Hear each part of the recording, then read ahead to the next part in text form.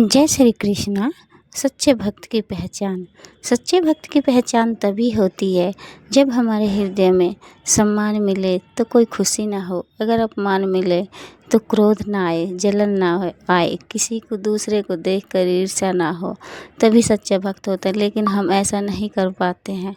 बस राधे राधे कीजिए, अपने हृदय में भी सच्ची यदि भक्ति जीवन में बढ़ाइए। बहुत जय श्री सम्मान मिलने कृष्ण। लग जाए ना, तो ये समझ लेना ठाकुर जी तुमको दूर कर रहे हैं अपने से। जो ठाकुर जी के समीप रहता है ना, ठाकुर जी उसको संसार के सम्मान से बचा के रखते हैं। और यदि संसार का सम्मान मिल रहा है तो इसको ये खेल ही समझना, ये ठाकुर जी जानबूझ के मुझे बहुत सम्मान दिलवा रहे हैं, इनसे बच के रहो।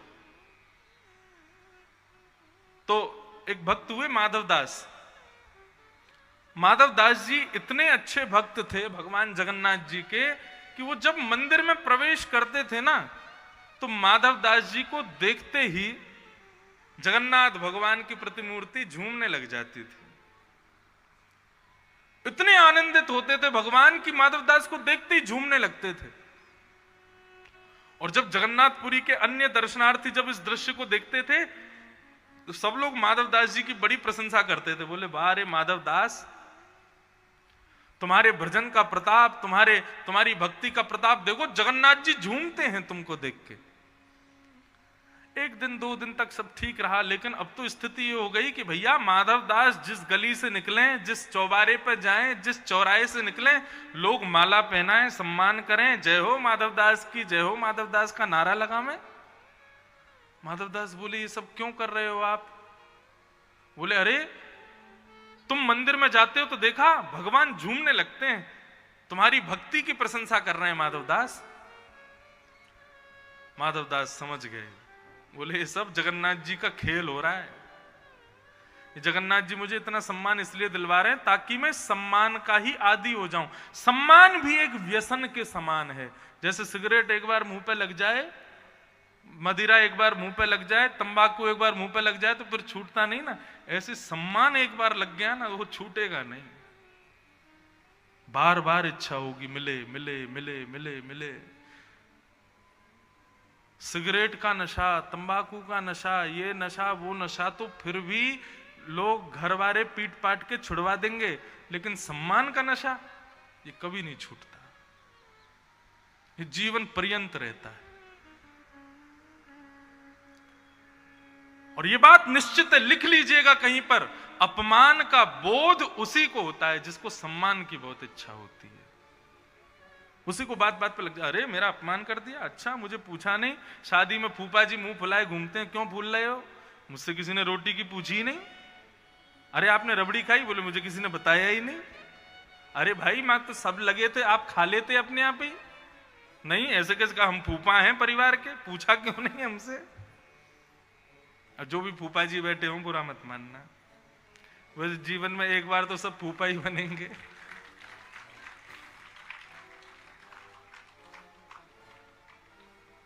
तो माधव दास जी क्या करते थे?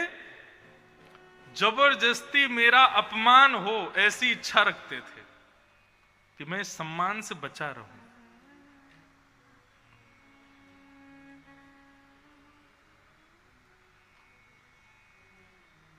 तो पूरी जगन्नाथपुरी में घूमने लगे और घूमते घूमते ढूंढने लगे कहां मेरा अपमान होगा।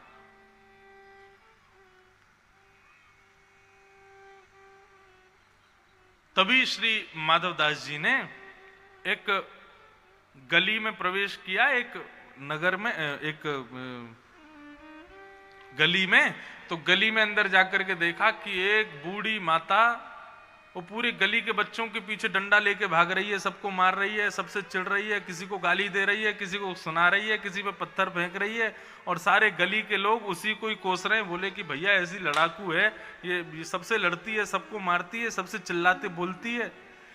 माताएं अपने बच्चों को संभाल के रखती हैं, बोले उसके सामने से मत जाना, वो लड़ाकू मैया रहती है, वो सबको मारती है, जबरदस्ती लड़ती है सबसे। माधव दास जी बोले, बस मिल गया मेरा यजमान, ये मैया सबसे बढ़िया, इसी के यहां जाऊंगा मैं। माधव दास जी पहुंच गए। माधव दास जी जैसे ही पहुंचे, मैया बोली, कहाँ है रे बाबा, क्यों आए हो? बोले, मैया हम माधव दास हैं, हम खुद बना के भोजन नहीं करते, किसी के भी घर चले जाते हैं तो भक्त लोग जो हमको दे देते हैं रोटी सब्जी दाल चावल, हम खा लेते हैं। तो आज इच्छा हुई आपके घर खाने की, तो आप कुछ भोग प्रसादी हो तो दे दो। तो मैया बड़ी लड़ाकू तो थी लेकिन थोड़ी सी भक्त भी थी। तो उसने कहा अच्छा ठीक है बैठो लाती हूँ। अंदर से थाली सजा के लाई, दे दिया। माधवदास जी जो भी मिलता था उसको जगन्नाथ जी को मन से ही निवेदित करते, हे जगन्नाथ भगवान भोग लगाओ फिर मैं पाऊंगा। जगन्नाथ जी का भोग लगा के पाने लगे। पा करके माधवदास जी चले गए। अब दूसरे दिन माधवदास जी फिर आ गए। एक आध बार तक तो ठीक रहता है, लेकिन तीसरी चौथी बार जब माधवदास जी आए, मैया बोली इस पर कोई और काम नहीं है, घूम फिर के मेरे घर आ जाता है, इसको पूरे जगन्नाथपुरी में और किसी का घर नहीं मिला। मैया का थोड़ा गर्म होना शुरू हुआ। ए बाबा, ए तुमको कोई और जगह नहीं मिलती, रोज रोज यहीं आ जाते हो। क्या बताएं मैया, आप इतना स्वादिष्ट भोजन बनाती हो कि और कहीं पाने की इच्छा नहीं होती। वास्तव में माधवदास जी जा तो इसलिए रहे थे कि ये मेरा अपमान करे कैसे भी। मैया बोली अच्छा स्वाद आता है तुमको भोजन में? बोले हाँ। आज मैया भीतर गई, दाल में जबरदस्ती एक्स्ट्रा नींबू निचोड़ दिया, सब्जी में ज्यादा मिर्च डाल दी, कहीं नमक डाल दिया। बोले आज सबका रूप बिगाड़ दूंगी, इसको खाने में जब मिर्च लगेगी, नींबू का स्वाद ज्यादा आएगा, नमक ज्यादा आएगा तो अपने आप कल से आना बंद कर देगा। लेकिन माधवदास जी बड़े चतुर, जैसे ही उन्होंने दाल खाई तो नींबू थोड़ा तेज था, तो मैया ने पूछा कैसी लगी दाल? माधवदास जी बोले आज तो और दिन से भी बढ़िया बनी है मैया, आज तो कमाल कर दिया आपने, क्या जोर की दाल बनाई है। मैया बोली ये काम तो चल नहीं रहा है, बाबा रोज रोज आ जाता है मेरे घर भोजन करने। एक दिन मैया बड़ी चिड़ी बैठी थी, बोले आज यदि माधवदास आया तो उसको पकड़ के बांध के उसको मारूंगी। इतने में ही माधवदास जी आ गए, माते भिक्षाम देही। तो मैया गोबर का चौका लगाते हैं ना कच्चे घरों में, तो एक कपड़ा लेके उसमें मट्टी और जल से चौका लगा रही थी गोबर का। और चौका लगाते लगाते इतने में ही माधवदास जी माते भिक्षाम देही। मैया ने वही गोबर के चौके का पोंछा उठाया और पकड़ करके मारा, बोले ये ले भिक्षा। माधवदास जी के मुंह पे आके लगा अब भिक्षा में जो मिले सब स्वीकार करना चाहिए। माधवदास जी के जैसे मुंह पे पोंछा लगा, माधवदास जी बोले हाँ अब आई बराबर की बात, बहुत सम्मान मिल गया था, अब अपमान हो गया ना, अब थोड़ा बराबर हो गया, अब लेवल ठीक हो गया है। लेकिन अब क्या करूं, मैया ने तो पोंछा दिया, आज भिक्षा में अब भिक्षा जो मिले पानी चाहिए, इसको कैसे पाऊं? और भिक्षा में जो भी मिलता था माधवदास जी पहले जगन्नाथ जी को निवेदित करते थे, फिर स्वयं पाते थे, अब पोंछा जगन्नाथ जी को कैसे निवेदित करूं? माधवदास जी गए समुद्र के किनारे जाके पोंछा को धोया, धो करके उसको सुखा दिया, बीच में से फाड़ करके उसके सारे रुएं अलग अलग कर दिए और रुएं अलग करके बढ़िया हाथ में मल करके दिया बनाया, घी में बोर करके अग्नि प्रज्वलित करके जगन्नाथ जी की आरती उतार दी, हो गई भिक्षा समर्पित।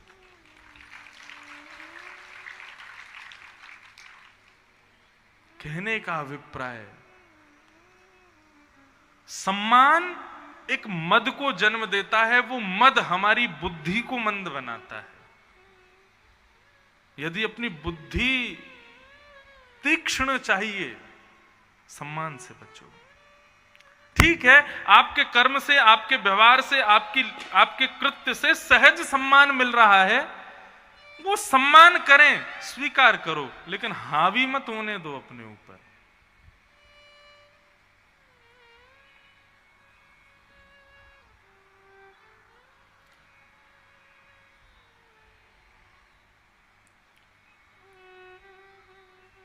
राजा परीक्षित आज सम्मान की इच्छा रखे हैं, प्यास लगी, किसी नदी का पानी नहीं पिया, बोले अरे मैं चक्रवर्ती राजा हूं, किसी के घर के बाहर जाके खड़ा हो जाऊंगा, 56 भोग प्रस्तुत करेंगे लोग मेरे आगे, मैं चक्रवर्ती राजा हूं। और तभी राजा परीक्षित शमीक ऋषि के आश्रम पहुंचे और शमीक ऋषि के यहां जाकर के बाहर कहा, हे ऋषिवर, चक्रवर्ती राजा परीक्षित तुम्हारे द्वार पर खड़ा है, प्यास लगी है, जल पिलाओ। लेकिन शमीक ऋषि समाधि में बैठे थे, समाधि में होने के कारण सुन नहीं पाए कि कौन बुला रहा है। एक दो बार आवाज लगाने पर भी जब शमीक ऋषि ने कोई प्रत्युत्तर नहीं दिया, राजा परीक्षित को अपने अपमान का बोध हुआ कि मेरा अपमान हुआ है। और अपमान बोध होते ही राजा परीक्षित बोले, अच्छा चक्रवर्ती राजा खड़ा है, जल के लिए पूछ रहा है, और तुम अभी भी नाटक कर रहे हो, नौटंकी कर रहे हो, आंख बंद करके समाधि में बैठे हो।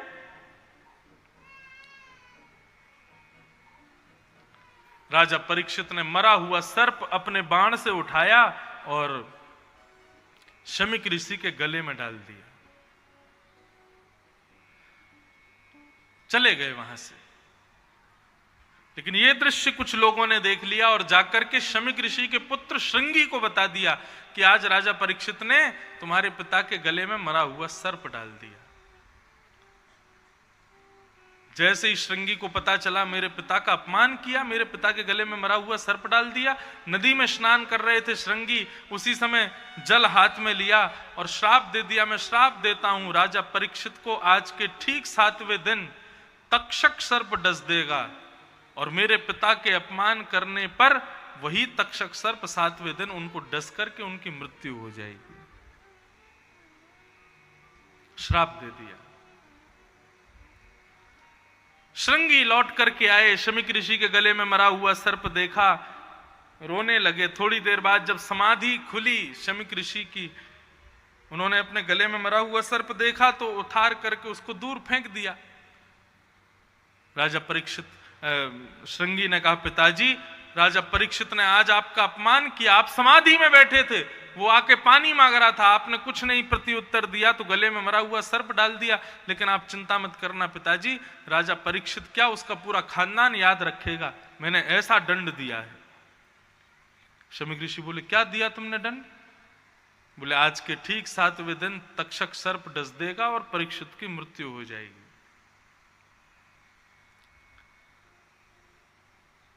शमीक ऋषि बोले, पुत्र ये तूने ठीक नहीं किया। वैद्य क्या करता है? रोगी को नहीं, रोगी के रोग को दूर करता है। लेकिन वो वैद्य उचित नहीं जो रोगी को ही मार दे। क्या हो गया? बोले फोड़ा हो गया। बोले बैठो, उसने ऐसी महाराज इंजेक्शन लगाया कि फोड़ा क्या पूरा उसका शरीर ही शांत हो गया। ऐसा वैद्य उसके पास कोई जाएगा कभी जो रोगी को ही खत्म कर दे? वैद्य का स्वभाव होता है वो रोग से बैर करता है, रोगी से नहीं। हम गुरुजन हैं, हम ब्राह्मण जन हैं, हम संत जन हैं, हमारा स्वभाव है सामने वाले व्यक्ति के अंदर जो अवगुण है उस अवगुण से बैर करो, व्यक्ति से नहीं।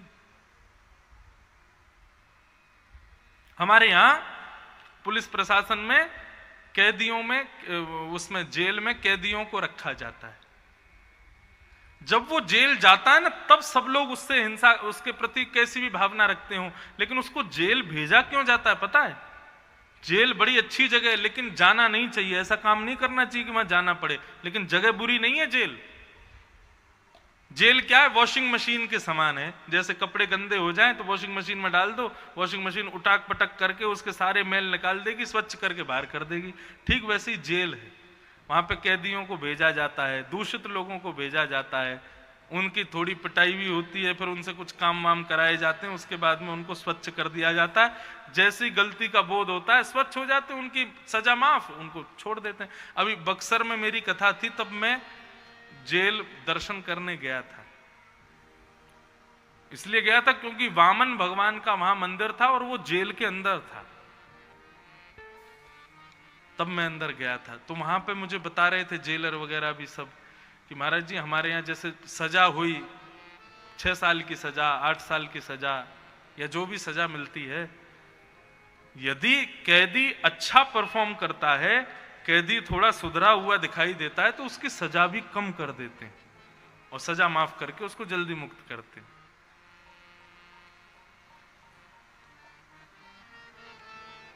ठीक उसी प्रकार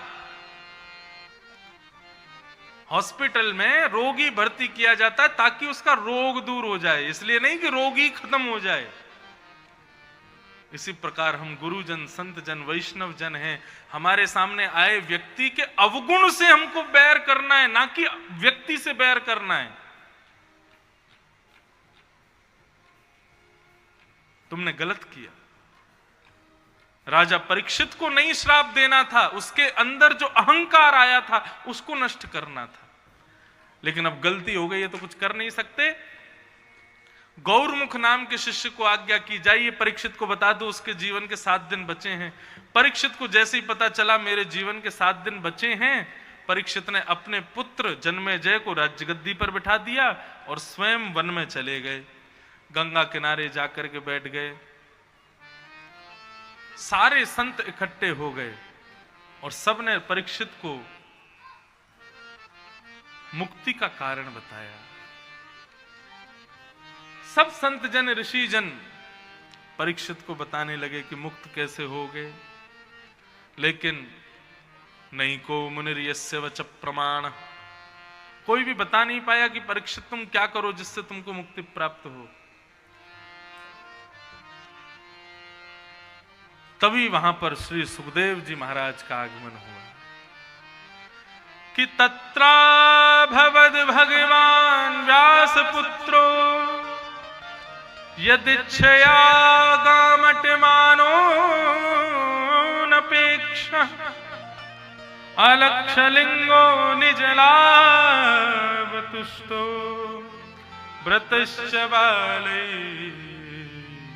अवधूत भेष। सुखदेव जी महाराज का आगमन हुआ। सुखदेव जी के आते ही परीक्षित ने चरणों में प्रणाम किया और प्रणाम करते हुए कहा, हे नाथ, मेरे जीवन के केवल 7 दिन बचे हैं, मुझे मुक्ति कैसे प्राप्त हो, कृपा करके मुझे बताइए। और परीक्षित के इस प्रश्न पूछने पर सुखदेव जी अब उत्तर देते हैं, मानो परीक्षित श्री सुखदेव जी के चरणों में यही प्रार्थना कर रहे हैं। हम लोग भी सुखदेव जी से यही प्रार्थना कर रहे हैं।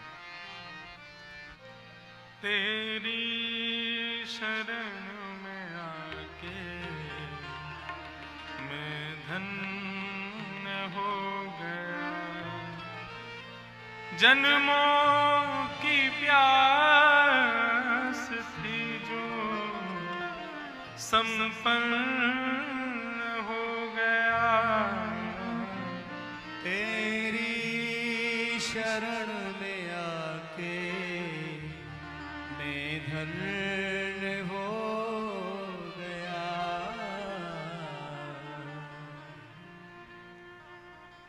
आज पूरा विश्व जिस भागवत को साक्षी मानता है, उस भागवत का प्रारंभ इसी भाव से हुआ है। हम भजन के तौर पे इसको गा देते हैं, लेकिन वास्तविकता यही है कि जब परीक्षित जी सुखदेव जी की शरण में आए तब भागवत प्रारंभ हुई। और ऐसी कथा प्रारंभ हुई जो आज तक मानवों के कल्याण, मानवों के जीवन को सार्थक बनाने में एक सर्वश्रेष्ठ प्रकल्प के रूप में चल रही है। और यहां से अब परीक्षित को सुखदेव जी कथा सुनाना प्रारंभ करते हैं। सबसे पहली बात तो बंधुओं, परीक्षित को सुखदेव जी एक बात समझाते हैं, बस वो कह के अब मैं थोड़ा जल्दी जल्दी कथा आगे लेके चलूं, कृष्ण जन्म करना है। बहुत ध्यान से सुनिएगा बंधुओं।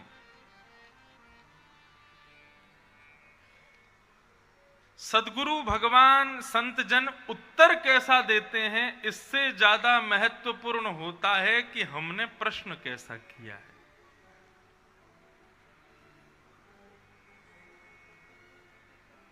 परीक्षित का प्रश्न क्या है, ध्यान से सुनिएगा कि अतः पृच्छामि संसिद्धिं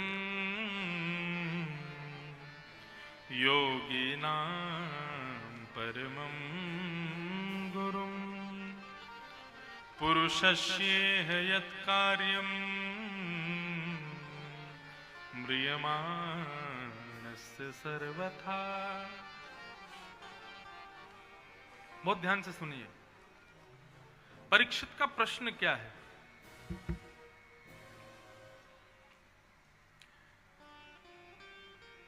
परीक्षित पूछ रहे हैं कि महाराज, जल्दी मरने वाले की मुक्ति का उपाय क्या है, ये बताइए।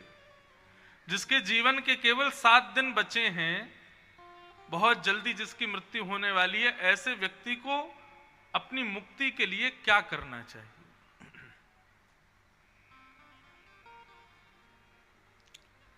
परीक्षित के प्रश्न को सुनकर के अब सुखदेव जी क्या कह रहे हैं कि वरीयाने शते प्रश्न कृतो लोकहितम आत्मविद सम्मतः पुंसा श्रोतव्यादिषु यपर। परीक्षित,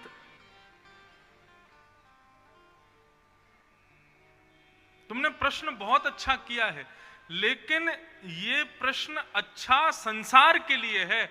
अगर ये बात कही जाए कि परीक्षित अपने लिए पूछ रहा है, तो तुम्हारे लिए ये प्रश्न अच्छा नहीं है। क्या प्रश्न किया बेचारे ने कि जल्दी मरने वाली की मुक्ति का उपाय क्या है, और उसी को 7 दिन में मरने का श्राप लगाए, तो उसने क्या गलत पूछ लिया? क्यों शुक्राचार्य जी कह रहे हैं कि ये प्रश्न संसार के लिए अच्छा, तुम्हारे लिए अच्छा नहीं है? सुखदेव जी कहते हैं, परीक्षित, तुम वो बालक हो जिसने संसार में जन्म बाद में लिया, भगवान का दर्शन पहले किया। कल हम लोगों ने सुना ना, उत्तरा के गर्भस्थ शिशु को मारने के लिए जब अश्वत्थामा ने ब्रह्मास्त्र छोड़ा, तब भगवान ने गर्भ में जाकर के इस बालक की रक्षा की। मतलब तुम्हारा जन्म भी बाद में हुआ है, तुमने गर्भ में भगवान को पहले देखा। जिस बालक का जन्म बाद में हुआ, भगवान का दर्शन पहले हुआ। अब मन में विचार करो परीक्षित, कितने माताओं के गर्भ में बालक चले जाते हैं। भगवान सबकी रक्षा करने के लिए गर्भ में नहीं जाते, और वह गर्भ, जिस गर्भ में जाने के लिए संत जन कहते हैं ऐसा कर्म करो कि तुमको दोबारा कभी गर्भ में ना आना पड़े, ऐसे कर्म करो, ऐसी क्रियाएं करो कि गर्भ में कभी आना ना पड़े। भगवान उस गर्भ में प्रवेश कर गए तुम्हारी रक्षा करने के लिए, और आज जब तुम्हारी मृत्यु की स्थिति आई तो तुम मुक्ति मांग रहे हो, वही मुक्ति मांग रहे हो, उसी मुक्ति की कामना कर रहे हो जो मुक्ति पूतना को भी मिलती है, जो मुक्ति कंस को भी मिल जाती है, जो मुक्ति रावण को भी मिल जाती है। सब लोग सावधानी से सुनो, इधर देखो, इधर देखो।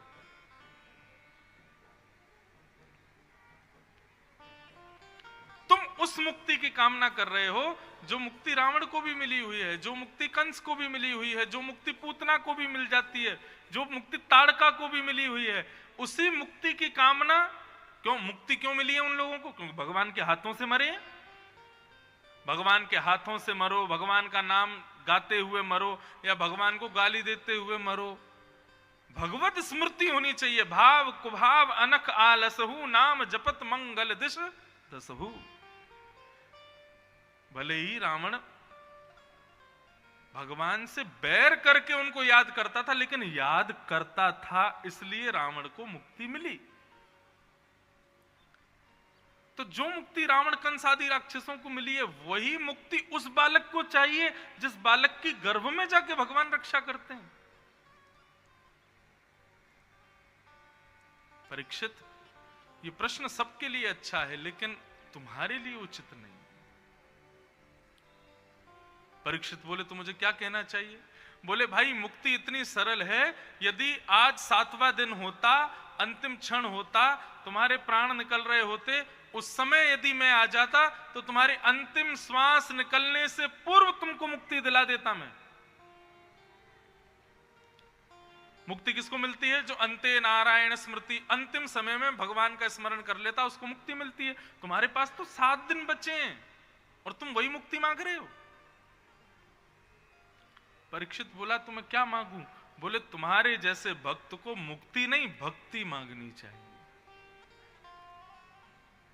परीक्षित बोले ये कैसी बात कर दी आपने, मेरे जीवन के 7 दिन बचे हैं और आप कह रहे हैं कि मैं भक्ति मांगू। राजा परीक्षित कहते हैं, सुखदेव जी कहते हैं, मुक्ति और भक्ति में अंतर जानते हो परीक्षित?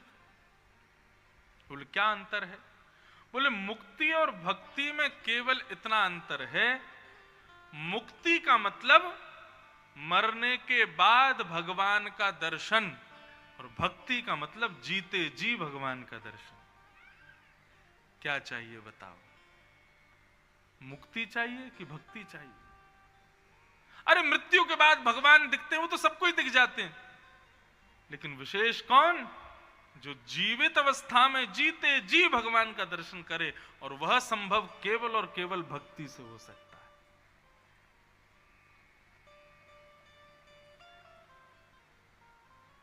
इसलिए राजा परीक्षित, तुम मुक्ति की कामना मत करो, तुम तो भक्ति की याचना करो, भक्ति की आकांक्षा रखो। भक्ति कैसे प्राप्त हो, ये तुम्हारी विचारधारणा हो, ये भावना हो।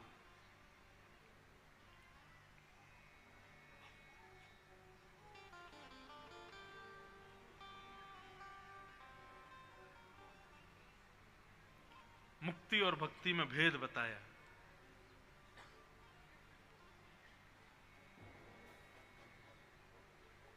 एक भाव होता है कि हम भगवान से मिलना चाहते हैं, लेकिन दूसरा भाव होता है कि ठाकुर जी हमसे मिलना चाहते हैं। दोनों में विशेष क्या है? मैं प्रधानमंत्री से मिलना चाहता हूं, ये सामान्य बात है, सभी चाहते हैं, लेकिन प्रधानमंत्री आपसे मिलना चाहते हैं, ये विशेष बात है। मुक्ति और भक्ति में यही अंतर है। मुक्ति का मतलब मैं उनसे मिलना चाहता हूं, और भक्ति का मतलब वे मुझसे मिलना चाहते हैं। राजा परीक्षित, तुम मुक्ति की कामना मत, मुक्ति तो सहज मिल जाएगी तुमको, भक्ति मांगो।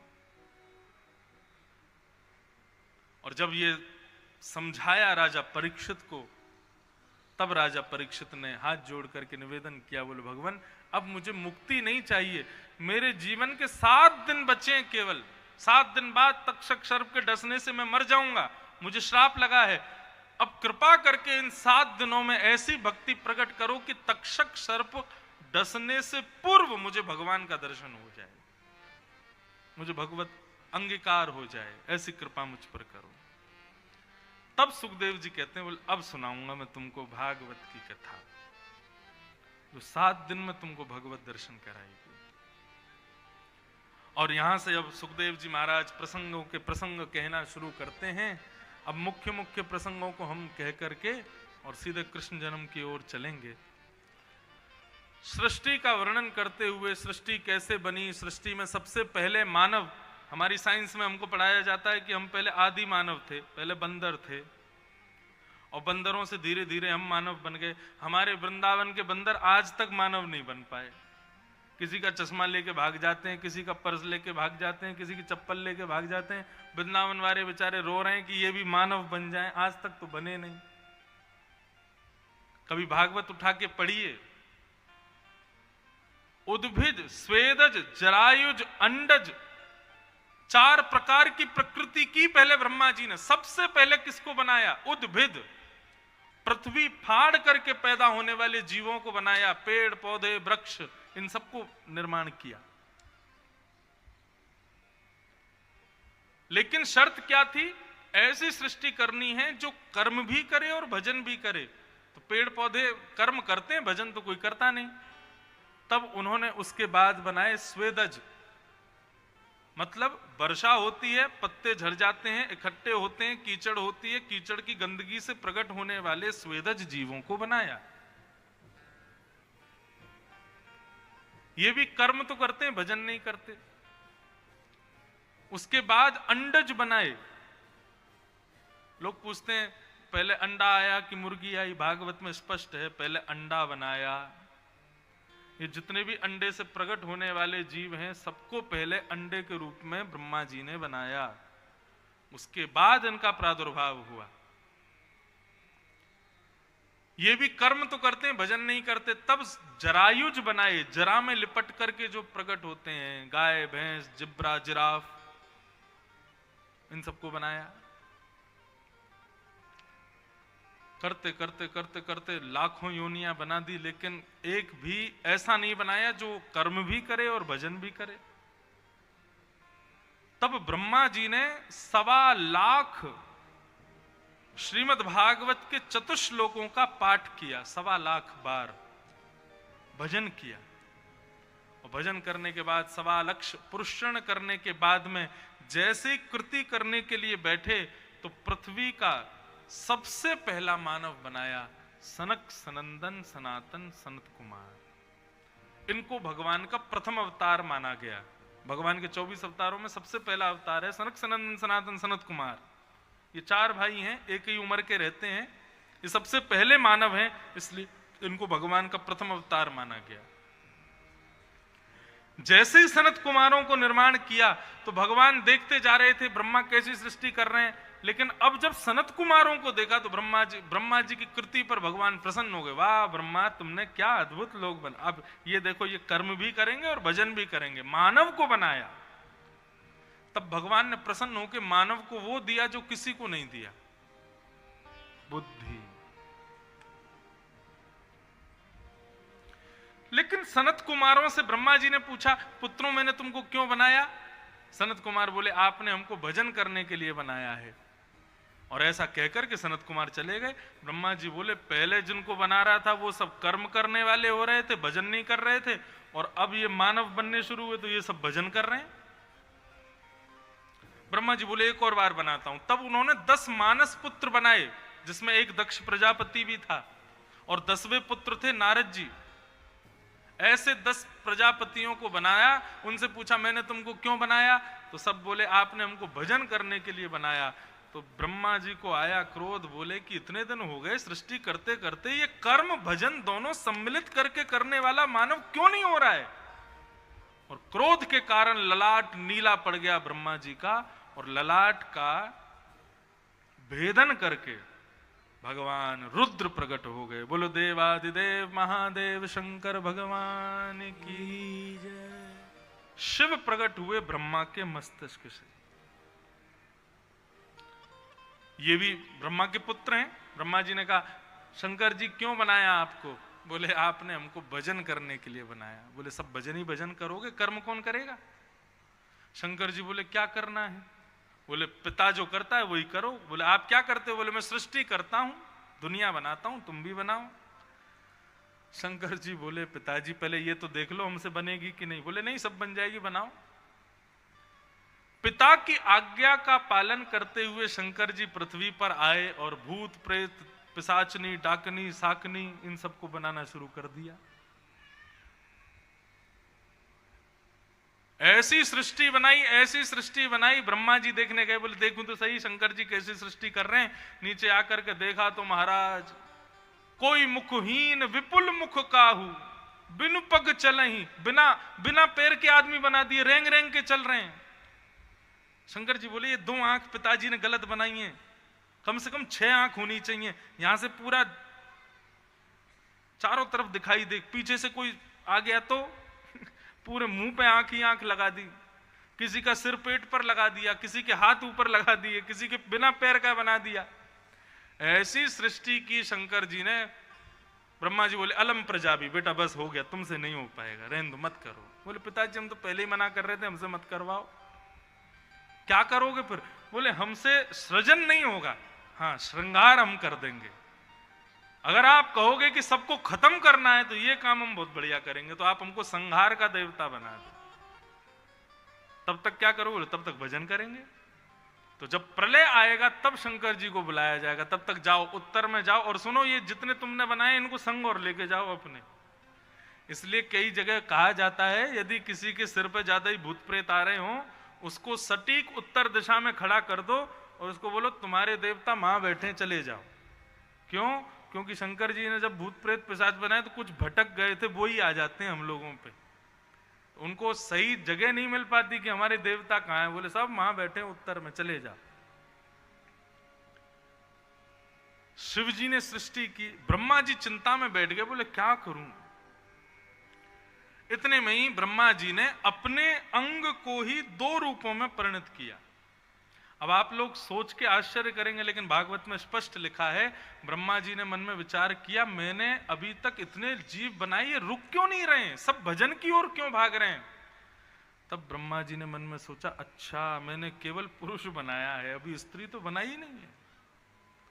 बोले पुरुष को यदि कर्म में रति देनी है, पुरुष को यदि संसार चक्र में फंसाना है, तो उसके लिए मातृशक्ति तो बनानी पड़ेगी। तब ब्रह्मा जी ने अपने दाहिने अंग से स्वयंभू मनु और बाम अंग से सतरूपा का प्रादुर्भाव किया। ये हैं प्रथम मानव पृथ्वी के। इनका नाम क्या है? स्वयंभू मनु। हम मनु की संतान हैं, इसलिए हमको मानव कहा जाता है। कहते हैं यदि कोई अपना गोत्र भूल जाए तो स्वयंभू मनु को याद करके संकल्प कर ले तो उसका संकल्प पूर्ण माना जाता है, क्योंकि आदि मानव का मतलब वो नहीं होता बानर वाले, आदि मतलब सबसे पहला मानव कौन है? स्वयंभू मनु। स्वयंभू मनु और स्वयंभू मनु का विवाह कराया सतरूपा के साथ, और दोनों को आज्ञा दे दी ब्रह्मा जी ने, जाओ पृथ्वी पर सृष्टि करना प्रारंभ करो। लेकिन इतने में ही हिरण्याक्ष नाम का एक राक्षस पृथ्वी को लेकर रसातल में चला गया। ब्रह्मा जी बोले ये नई बला आ गई, अब जब मानव बना तो पृथ्वी चली गई। तब ब्रह्मा जी ने बड़ी चिंता की, अपनी नासिका को थोड़ा सा ऐसे खुजाया, जोर की छींक आई और नासिका से भगवान बराह प्रकट हो गए। बोलो बराह भगवान की। सब लोग हाथ जोड़ के प्रणाम करो। जितम जितम ते जित यज्ञ भावन त्रयीं त्वनुं स्वाम परिधुन्वते नमः यद रोम कर्तेषु निरुद्धवर तस्मै नमः कारण सुकरायते। भागवत की एक एक चीज विज्ञान है। कहते हैं वराह भगवान जब प्रकट हुए तो जोर से उन्होंने अपने शरीर को हिलाया, उनके रों से ये खेती बाड़ी की जितनी फसल आदि ये सब बीज आदि हैं ये सब प्रकट हो गए और पृथ्वी पर आकर के ये सब प्रकट होने लगे। जो मानव खाता है वो सारे व्यंजन प्रकट हुए बराह भगवान के रों से। बराह भगवान ने जाकर के रसातल में जाके पृथ्वी को वहां से निकाल करके व्यवस्थित किया, हिरण्याक्ष का वध कर दिया। तब से हिरण्याक्ष का भाई हिरण्यकश्यप बदले की आग में जल रहा है कि हरि को जीवित नहीं छोड़ूंगा, इसने मेरे भाई को मारा। और वही हिरण्याक्ष के भाई हिरण्यकश्यप को मारने के लिए भगवान नृसिंह बन के अभी आएंगे आगे कथा में। पृथ्वी व्यवस्थित हो गई और यहां आके स्वयंभू मनु सतरूपा ने सृष्टि करना प्रारंभ किया। इनकी तीन पुत्री और 2 पुत्र हुए। आकुति, देवहूति, प्रसूति 3 बेटी और 2 पुत्र प्रियव्रत, उत्तानपाद। अब यहां पे कथा आती है देवहूति माता की। देवहूति का विवाह कर्दम ऋषि से हुआ और इनके यहां पर भगवान कपिल के रूप में पधारे। अब कथा थोड़ी हम जल्दी जल्दी खींचेंगे, इसलिए आप लोग ध्यान से सुनना, बिल्कुल सावधानी से, क्योंकि गूढ़ गूढ़ बातों को कहेंगे, इसलिए उनको ध्यान से ही सुनिएगा। कर्दम ऋषि के साथ में स्वयंभू मनु की प्रथम बेटी देवहूति का विवाह हुआ, लेकिन कर्दम ऋषि ने तपस्या की थी विवाह करने के लिए। एकमात्र ऐसे ऋषि हुए जिन्होंने विवाह सुखद करने के लिए तपस्या की। 1000 वर्ष तक तपस्या की। तपस्या के बाद भगवान नारायण प्रकट हो गए। प्रकट होके बोले मांगो स्वयंभू मनु, मांगो कर्दम ऋषि क्या चाहिए। तब कर्दम ऋषि बोले कि तथा सचाहम परिवोढु काम समानशीलाम ग्रह में दधेनु।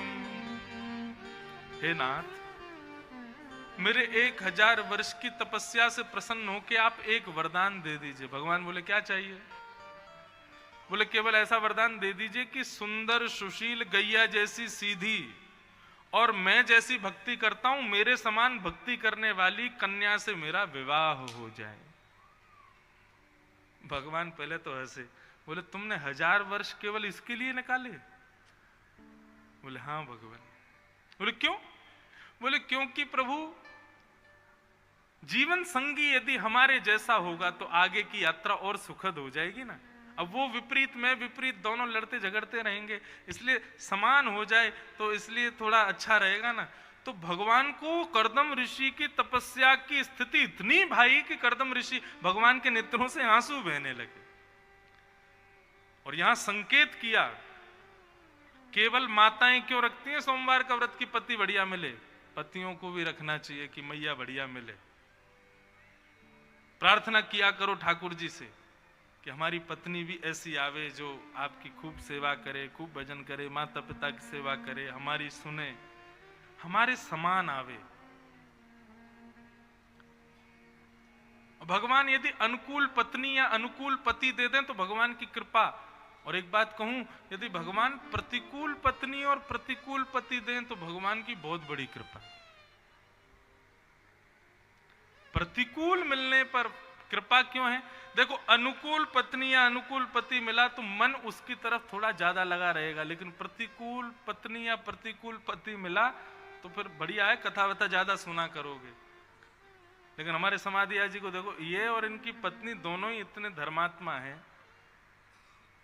इन्हीं की इच्छा से कथा हुई ना, ऐसा बता रहे थे ये।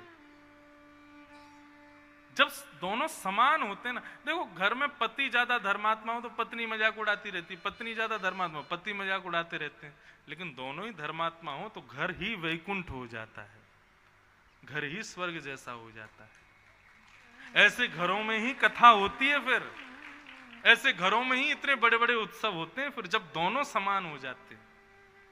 और ये समान भी भगवान की कृपा से ही होते हैं।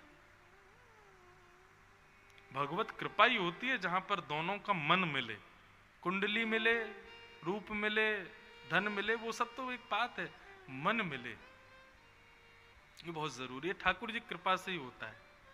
तो व्यक्ति को कभी कभी इसलिए भी भजन करना चाहिए कि हमारा जीवन संगी भी हमारे जैसा भक्त हो। कर्दम ऋषि के यहाँ भगवान प्रसन्न हो गए, बोले वाह तुमने बहुत अच्छी वरदान मांगा। और इतने प्रसन्न हुए ठाकुर जी की बोले ठीक है, स्वयं भुवनु की बेटी देवहूति के साथ तुम्हारा विवाह होगा कर्दम, परसों ही तुम्हारा विवाह होगा, लेकिन एक वरदान मैं अपनी तरफ से एक्स्ट्रा देना चाहता हूं। कर्दम ऋषि बोले क्या? बोले तुम्हारे यहां संतान के रूप में मैं ही जन्म लूंगा। कर्दम ऋषि ने मांगा नहीं था, ये तो भगवान ने दिया। कर्दम ऋषि ने मांगा कि मेरे समान पत्नी मिले, लेकिन इतनी हमारे शास्त्र कहते हैं ना, यत्र नार्यस्तु पूज्यन्ते, जहां नारी का बड़ा सम्मान होता है ना, उस घर में पुत्र पुत्री जन्म नहीं लेते, उस घर में देवता ही जन्म लेते हैं। नारी का सम्मान देख के भगवान इतने प्रसन्न हो गए कि भगवान बोले कि एक मैं अपनी तरफ से वरदान देता हूं, क्या? तुम्हारे यहां पुत्र बन के मैं आऊंगा। और कर्दम ऋषि के यहां पर पुत्र रूप में भगवान कपिल का प्रादुर्भाव हुआ। बोलो कपिल भगवान की।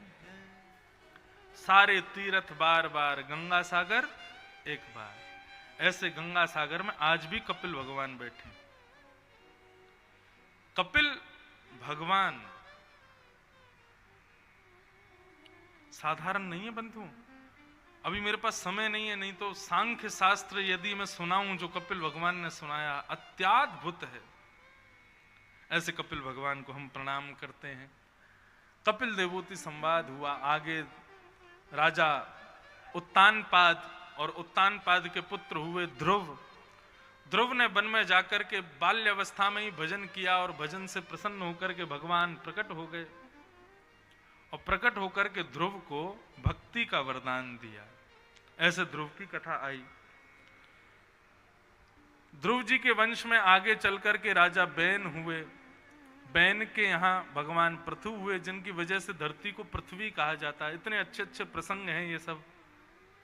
पृथु महाराज ने ही खेती बाड़ी प्रारंभ की। बहुत ध्यान से सुनिएगा। पृथु महाराज ने मन में विचार किया ये खेती बाड़ी कब से शुरू हुई। पृथु महाराज जब आए पृथ्वी पर, ये पृथु भगवान के अवतार माने जाते हैं।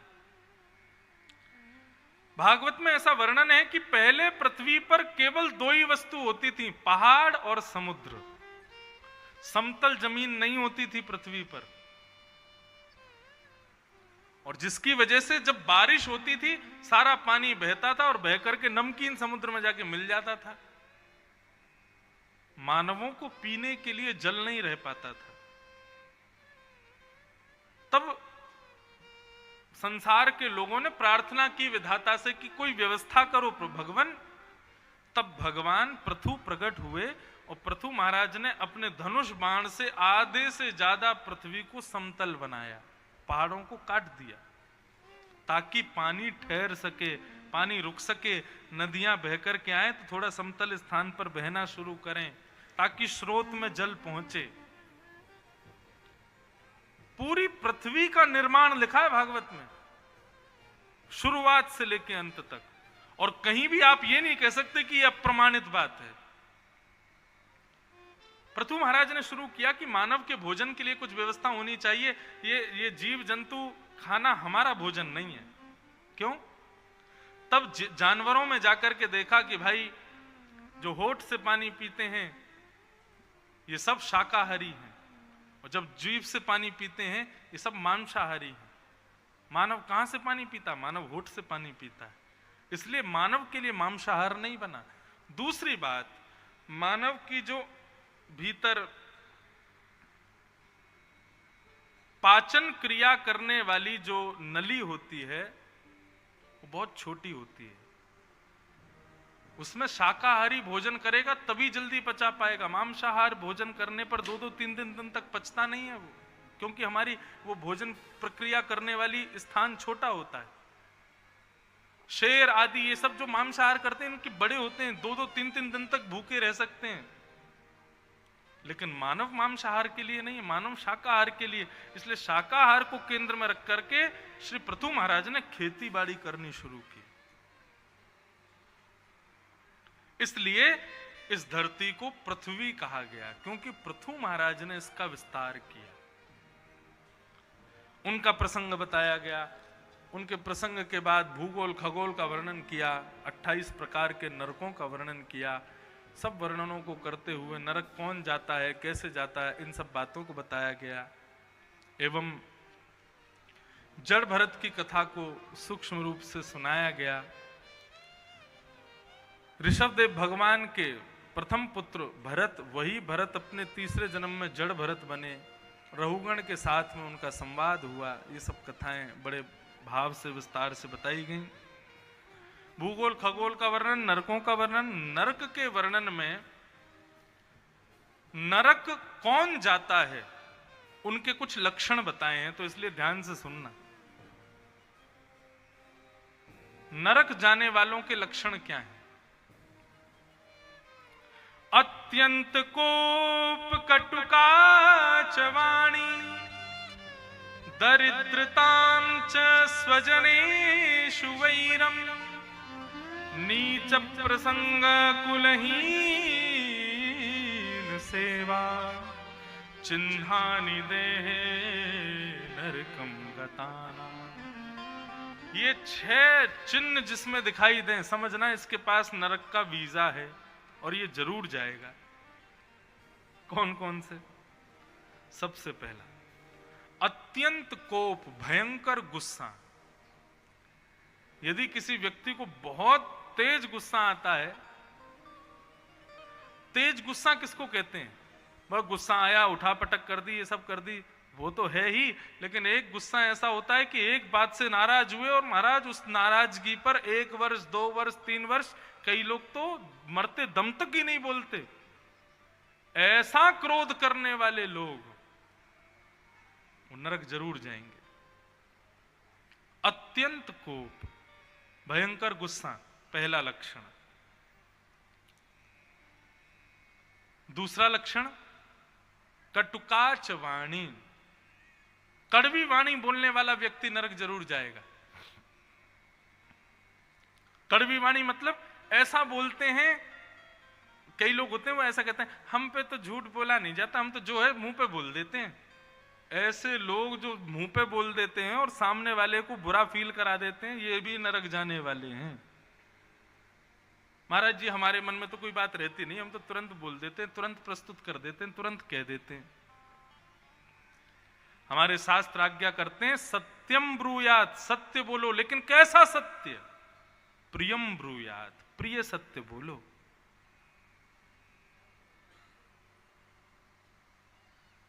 सत्यम ब्रूयात, ये बात बिल्कुल विशेष है, लेकिन सत्य कैसा हो? प्रिय सत्य हो। ऐसा सत्य भी नहीं बोलना है कि सामने वाला बेचारा दुखी हो जाए उसको सुन के। प्रिय सत्य बोलो। कटुकाच वाणी पहला लक्षण है, भयंकर क्रोध दूसरा लक्षण है, कड़वी वाणी और तीसरा लक्षण अत्यंत कोप कटुकाच वाणी दरिद्रताम च, जो दरिद्र है। दरिद्र किसको कहते हैं? जिसका मन असंतोषी है। जितना ठाकुर जी ने दिया, जितनी व्यवस्था है, उसमें उसको संतोष नहीं, और चाहिए और चाहिए, ये भी मेरा हो जाए, वो भी मेरा। अरे पड़ोसी ने वो गाड़ी ले ली, मेरे पास क्यों नहीं है? मेरे पास भी आनी चाहिए। उसका ऐसा घर, इससे दुगना बनना चाहिए, इसका ऐसा, इससे अच्छा होना चाहिए। इस प्रकार अशांत जो रहता है और सदैव एक दूसरों की पेज में ही लगा रहता है, इसको कहते हैं दरिद्रता। ऐसा दरिद्री व्यक्ति भी नरक जाएगा। एक शास्त्रों में आसन बताया गया है, दरिद्रासन। आसनों पर बैठने पर भी हमारे मन में कई बार भाव प्रकट होते हैं। तो दरिद्रासन पता कौन सा है? ये इस आसन पर जो बैठता है वो व्यक्ति जल्दी दरिद्र हो जाता है। इसलिए सदैव सुख आसन पर बैठो। कई बोलते हैं हमारे पाम सो जाते हैं महाराज जी, बैठा नहीं जाता। अरे एक आसन पर बैठना भी एक तपस्या है। मेरुदंड सीधा करके एक आसन पर बैठो, कभी यूं कभी यूं, ये सब दरिद्रताएं हैं। मन की विचलितता दिखाई देती है आसन बार बार बदलने से। सुखासन। तो दरिद्र जो व्यक्ति है, जिसका मन असंतोषी है, वो व्यक्ति भी नरक जाएगा। गिनते जाइएगा, अत्यंत कोप कटुकाच वाणी दरिद्रताम च, और चौथा बताया स्वजनेषु वैरम, जो अपने ही भाई बंधु और प्रियजनों से बैर करता है। ठीक है, उसने मेरे साथ गलत किया, वो मेरा भाई है, वो मेरे माता पिता हैं, ठीक है, मेरे परिवार ने ही मेरे साथ गलत किया, लेकिन फिर भी अपने अंदर एक सॉफ्ट कॉर्नर रखा करो अपने परिवार के लिए। है तो वो तुम्हारा ही। भले ही नृसिंह भगवान ने हिरण्यकश्यप का वध किया, प्रहलाद के पिताजी थे हिरण्यकश्यप, लेकिन फिर भी प्रहलाद नृसिंह भगवान के चरणों में प्रणाम करते हुए कहता है, आपने मेरे पिता को मार दिया, लेकिन फिर भी वो मेरे पिता थे, आप उनको सदगति प्रदान कर देना। भले ही स्वजन लोग तुम्हारे साथ गलत करते हो, लेकिन फिर भी तुम अंदर से यही चाहो कि उनका भला ही हो। हे नाथ, इनको सद्बुद्धि देना। उन्होंने बुरा किया और आप उनसे भी प्रचंड बुरे हो जाओ उनके लिए, यह नरकगामी का लक्षण है। अत्यंत कोप कटुकाच वाणी दरिद्रताम च स्वजनेषु वैरम। और पांचवा आया नीच प्रसंग। ये तो बहुत ही ध्यान से सुनिएगा। मदिरा पीने वाला, मांस खाने वाला, वैश्यागमन करने वाला, दूषित सारी क्रियाएं करने वाला, वो तो नरक जाएगा ही जाएगा। उसका तो नाम भी नहीं लिखा यहां पे। क्यों? बोले वो तो जीते जी नरक में ही है। लेकिन ऐसे व्यक्ति का जो संग करता है वो भी नरक में जाएगा। मतलब हम महाराज जी कुछ नहीं खाते, हम कुछ नहीं पीते, हम भी वैश्यागमन कभी नहीं करते, हम गलत कुछ भी नहीं करते, हमारा एक मित्र है वो करता है, तो हम तो डूबेंगे सनम, तुमको भी ले डूबेंगे। वो तो जाएगा ही जाएगा नरक में, तुमको और लेके जाएगा। आप जाके यमराज से पूछोगे मैंने क्या गलत किया, और यमराज एक ही बात कहेगा, तेने ये गलत किया कि तेरे रहते हुए भी ये सुधरा नहीं, इसलिए तुम नरक आए हो। सूरदास जी कहते हैं,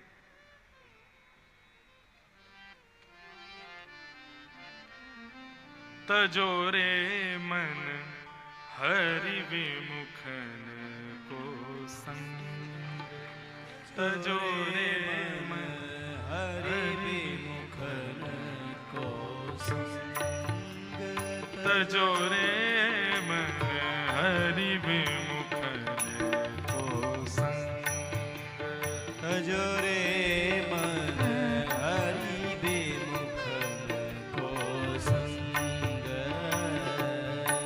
हो जाके संग कुमति उपजत है, जागे संग कुमति उपजत है, पड़त भजन में भंग हो, पड़त भजन में भंग, तजोरे मन हरि विमुखन को संग, तजोरे मन हरि विमुखन को संग, हाँ तजोरे मन हरि विमुखन को संग, तजोरे मन हरि विमुखन को संग, तजोरे मन हरि विमुखन को संग, जाके संग कुमति उपजत है, पड़त भजन में भंग, तजोरे मन हरि विमुखन को संग। आज ही संकल्प ले लीजिए और ढूंढना शुरू कीजिए उन रिश्तेदारों को, उन मित्रों को, उन सखा संबंधियों को जो सारे गलत काम करते हैं। लिस्ट बना लेना आज ही रात में बैठ के, और कल से धीरे धीरे उनको ब्लॉक मारना शुरू करो, काटो सारे संबंध। और विपरीत में पूछे अरे भाई ऐसा क्यों किया, बोले भाई देख मेरे से संबंध रखना है तो ये छोड़ना पड़ेगा, क्यों तू तो जाएगा ही जाएगा नरक में, मुझे और लेके जाएगा। अरे महाराज जी वो बीड़ी पीता है, वो सिगरेट पीता है, वो उल्टे काम करता है, हमको क्या, अरे क्यों नहीं किया, वो करेगा तो तुमको भी जाना पड़ेगा। अरे आधा नींबू 5 किलो दूध में निचोड़ दोगे छेना बना देगा, और हम एक वैष्णव होकर के 5 लोगों को सुधार नहीं सकते।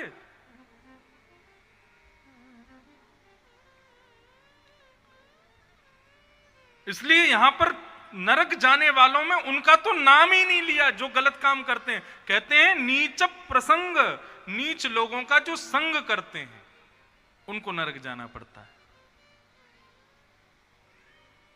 और छठवा बताया कुलहीन सेवा, जो कुल से हीन है, अपने माता पिता को गाली देते हैं, अपने भाई बंधुओं से लड़ते हैं, वो तो उसका तो नाम है ही है नरक जाने वालों में। लेकिन जो माता पिता भाई बंधु कुल के लोगों से बैर करता है, ऐसे की जो सहायता करता है वो भी नरक जाता है। कुलहीन सेवा, माता पिता से बैर करके उनको गाली गलौज करके मारपीट करके भाग गया और तुम उसको अपने घर में आश्रय दे रहे हो। तुम उसको सही मार्ग बता, अच्छा तू ऐसे ऐसे भाग जा, अरे मेरा मित्र है मैं रक्षा नहीं करूंगा तो अरे तुम भी फंसोगे। फिर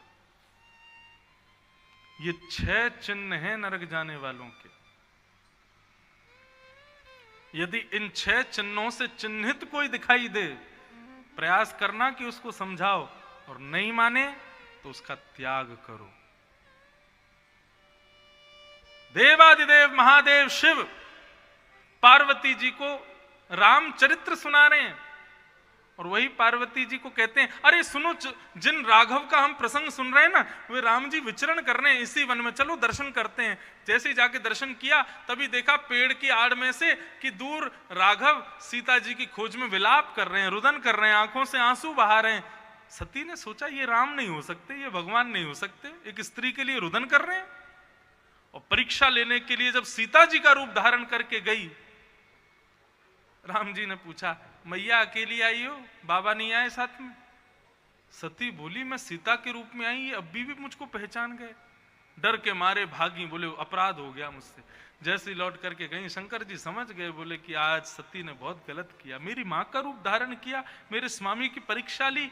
अब सती संग रहने योग्य नहीं है। उसी समय त्याग कर दिया। और शंकर जी ने त्याग कैसे किया पता है? जो आसन हमेशा बगल में लगता था वो आसन आज सन्मुख लगा दिया। सती आई बैठने के लिए, बोले नहीं आज आप यहां नहीं बैठोगी, अब से आप सामने बैठोगी।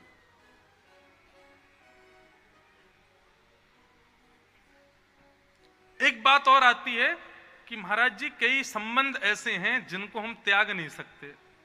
अब पत्नी कहे मेरे पति पीते, मैं कैसे त्यागूं उनको? माता पिता कहें हमारा बच्चा ही दुष्ट है, हम कैसे त्याग दें उसको? तो त्याग कई बार शरीर का नहीं होता, त्याग मन से होता है। हम शरीर से उसके संग रहते हैं, शरीर से सारे संबंध निभा रहे हैं, लेकिन मन से उसके लिए कोई स्थान नहीं है। वो मन का त्याग भी श्रेष्ठ त्याग है। आप भले ही संबंध निभाइए अपना, लेकिन मन में उसको स्थान मत दीजिए। ये त्याग।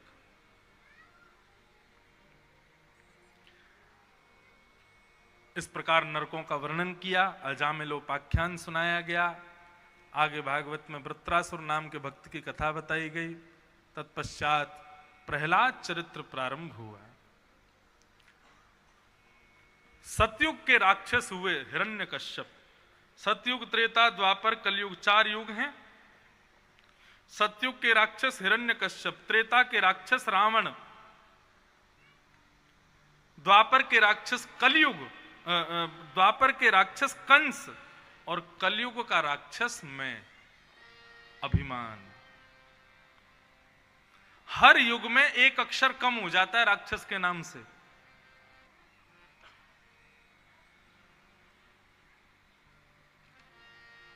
हिरण्यकश्यप सतयुग में, त्रेता में एक अक्षर कम हो जाता है रावण, द्वापर में एक अक्षर और कम हो जाता है कंस, और कलयुग में एक ही अक्षर रह जाता है मैं, अभिमान, अहंकार।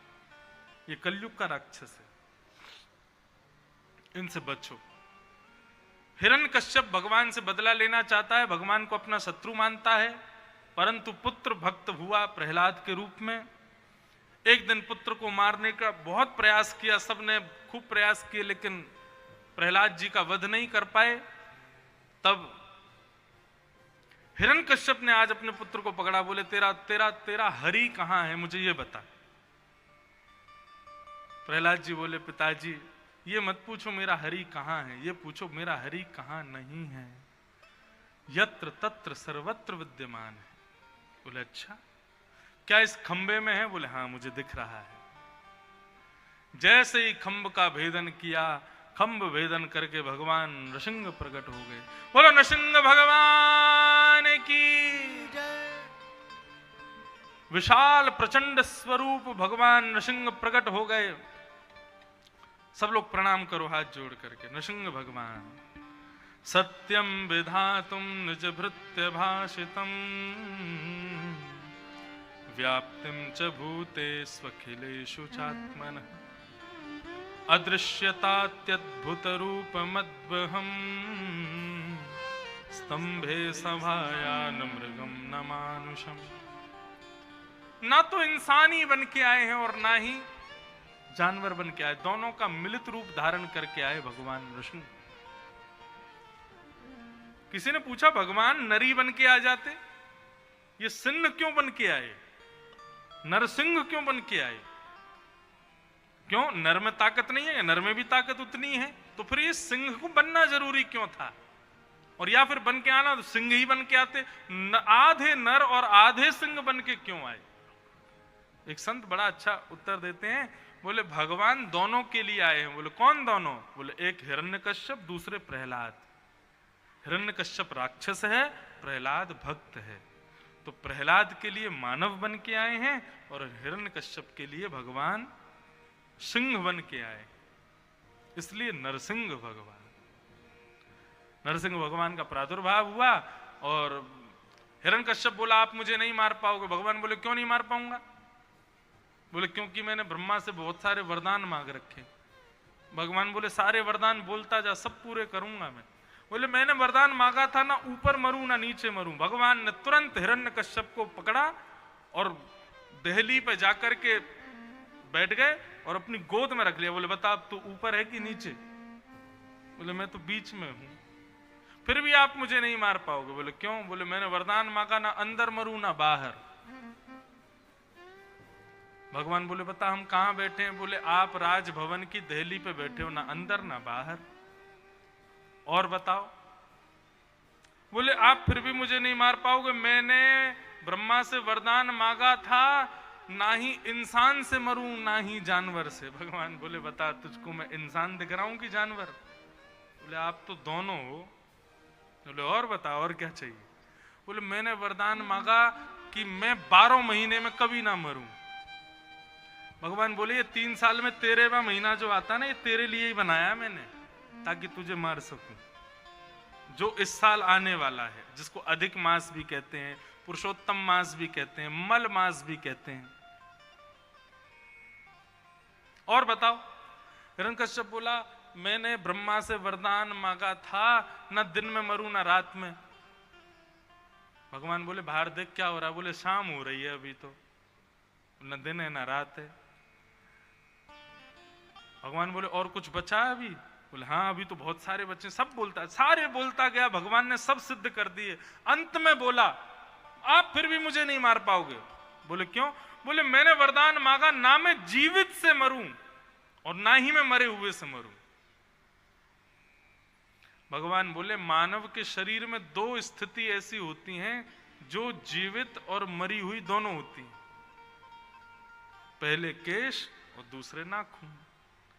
ये जीवित हैं क्योंकि बढ़ते रहते हैं, और ये मरे हुए हैं क्यों? इनको काटने पर रक्त नहीं निकलता। इतने में ही भगवान नृसिंह ने अपने प्रचंड नाखूनों को निकाला और हिरण्यकश्यप के पेट को विदीर्ण करके उसके अंतड़ियों को फाड़ दिया और राक्षस हिरण्यकश्यप का वध हो गया। बोलो भक्त वत्सल भगवान की जय। अब स्थिति क्या हुई कि भगवान को इतना क्रोध आया, इतना क्रोध आया कि महाराज कांपने लगे नृसिंह भगवान। देवताओं ने जाके प्रार्थना की, शंकर जी ने प्रार्थना की, ब्रह्मा जी ने प्रार्थना की, लेकिन नृसिंह भगवान का क्रोध शांत नहीं हुआ। तब ब्रह्मा जी ने कहा बोले एक ही इनका क्रोध शांत कर सकता है। बोले कौन? बोले जिसके लिए ये आए हैं, प्रहलाद। प्रहलाद से कहा जाओ भगवान की स्तुति गाओ। तब प्रहलाद ने भगवान के सन्मुख आकर के प्रणाम करते हुए भगवान की स्तुति गाई कि ब्रह्मादय सुर गुणा मुनयोथ सिद्धा सत्वैकतानमतयो वचसा प्रवाहे नाराधितुं पुरगुणैरधुनापि पिप्रो किम तुष्टमर्हति समे हरिरुग्र जाते। हे नाथ आप इतना कोप मत कीजिए, मैं छोटा सा बालक आपकी स्तुति गा रहा हूं। मैं तो आपके स्पर्श के योग्य भी नहीं हूं क्योंकि मैं बहुत अपवित्र हूं। ऐसी ऐसी बातें करने लगे। भगवान ने प्रहलाद को गोद में उठाया और प्रहलाद से पूछे बोले प्रहलाद बहुत सावधानी से सुनो, हमारे रूप को देख करके सब डर रहे हैं, ब्रह्मा जी, शंकर जी, लक्ष्मी, सबको डर लग रहा है, तुमको मेरा रूप देख के डर नहीं लगता? भैया ने बाल बच्चों को नेक थोड़ा नेक शांत कर दो, यहाँ पे इनसे कह दो थोड़ी शांति रखें।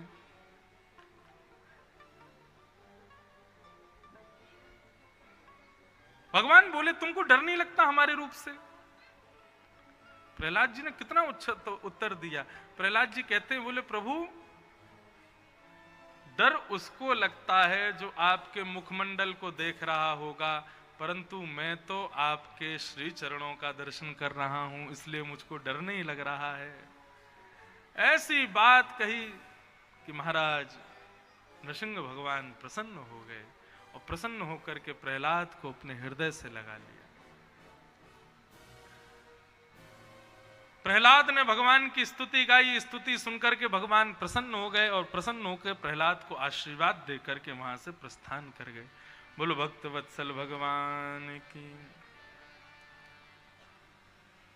आगे श्रीमद् भागवत में देवासुर संग्राम की कथा बताई गई और बलि वामन अवतार की कथा का वहां क्रम कहा गया। भगवान बामन बनकर के गए और बलि के यहां 3 पग जमीन मांगने के लिए कहा। संकल्प करते ही भगवान विराट हो गए और विराट होकर के संपूर्ण तीनों लोकों को स्वीकार कर लिया। इस प्रकार बलि बामन अवतार की कथा बताते हुए आगे अनेक अनेक राजाओं की कथा सुनाते हुए सूर्यवंश के राजाओं की कथा सुनाई और सूर्यवंश के राजाओं की कथा में ही भगवान श्री राम के प्रादुर्भाव का प्रसंग सुनाया गया। खट्वांग राजा के पुत्र दीर्घबाहु, दीर्घबाहु के रघु, रघु के पृथु, पृथु के अज और अज के हुए महाराज दशरथ। और दशरथ के यहाँ भगवान 4 रूपों में प्रकट हुए, राम, भरत, लक्ष्मण और शत्रुघ्न। हम थोड़ा आप जल्दी जल्दी करें, कथा विश्राम करनी है, ठाकुर जी का जन्मोत्सव करना है। भागवत में 2 अध्यायों में राम कथा सुनाई गई है, केवल 2 अध्यायों में पूरी राम कथा कही गई है और 1 श्लोक में भी पूरी राम कथा कही गई है। हम उस श्लोक को कहकर के राम जी को प्रणाम करेंगे। गुरुवर थे त्यक्त राज्यो व्यचरत अनुवनम पद्म पद्भ्याम प्रियाया पाणिस्पर्शा क्षमाभ्याम मृजित पथरुजो यो हरिन्द्रानुजाभ्याम वैरूप्या शूर्पणख्या प्रिय विरहर्ष रोपित भ्रुविजम्भ तस्ताब्धे बद्ध सेतु खलदवदहन कौशलेन्द्रुवतान्। राजा रामचंद्र भगवान की जय। रामो विग्रहवान धर्म।